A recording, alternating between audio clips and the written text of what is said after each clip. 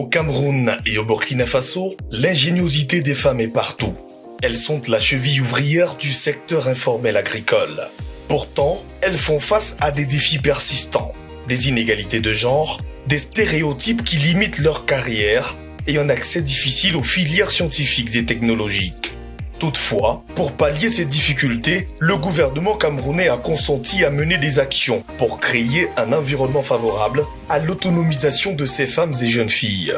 C'est face à ces défis que l'Organisation africaine de la propriété intellectuelle et le Fonds des Nations Unies pour la population ont mis en commun leurs avantages comparatifs pour le développement de ce projet innovant, à travers la signature d'un mémorandum d'entente entre les deux institutions le 14 février 2024.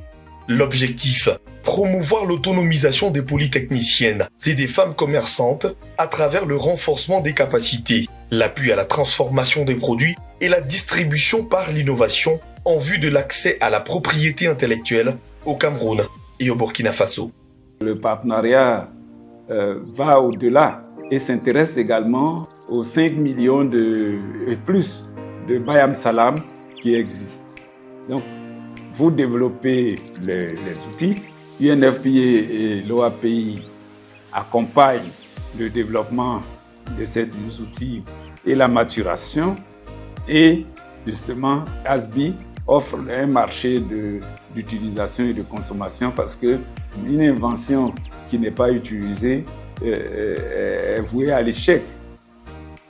Pour une fois, on va mettre ensemble les femmes du secteur informel qui sont dans le commerce de produits et des femmes ingénieurs, avec pour objectif d'apporter des solutions et des méthodes pour accroître les affaires des dames. Le projet vise à obtenir des résultats concrets et durables.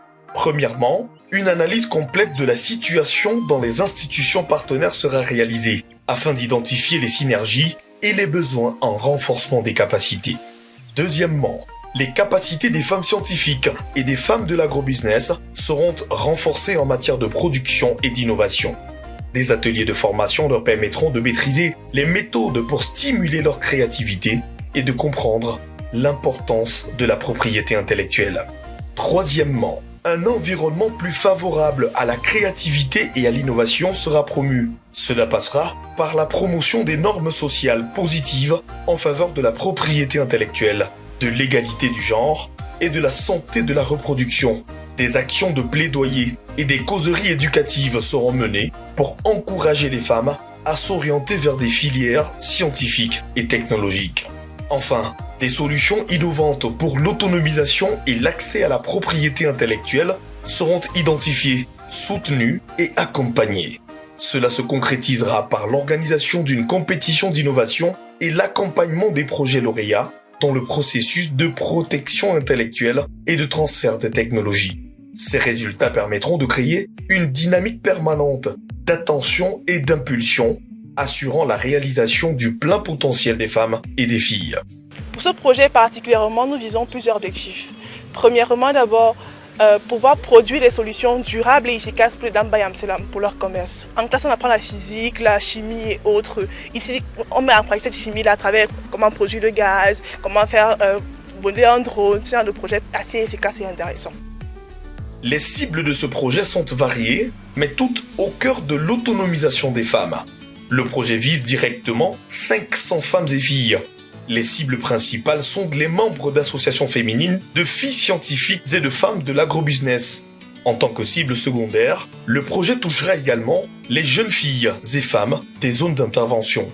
Sur le terrain, l'action se concentrera au Cameroun, à Yaoundé et Ngaoundéré, ainsi qu'à Ouagadougou au Burkina Faso. Ces localités ont été choisies pour leur dynamisme, abritant à la fois des institutions supérieures en sciences et technologies, mais aussi de nombreuses femmes économiquement engagées dans le secteur informel. Ce projet, prévu pour une durée de 18 mois, a un budget estimé d'environ 1,5 milliard de francs CFA. Avec la création de la boutique en ligne asso.com et la protection à l'OAPI de nos produits agricoles, nous allons voyager moins et vendre plus. Et ça va améliorer même la qualité de produits qu'on va vendre. En renforçant les capacités de 500 femmes et filles et en identifiant 6 projets pilotes, ce projet pose les bases d'un avenir où l'innovation sera un moteur d'autonomisation pour toutes les femmes, sans discrimination. Pour en savoir plus sur les résultats et les partenaires du projet, contactez-nous.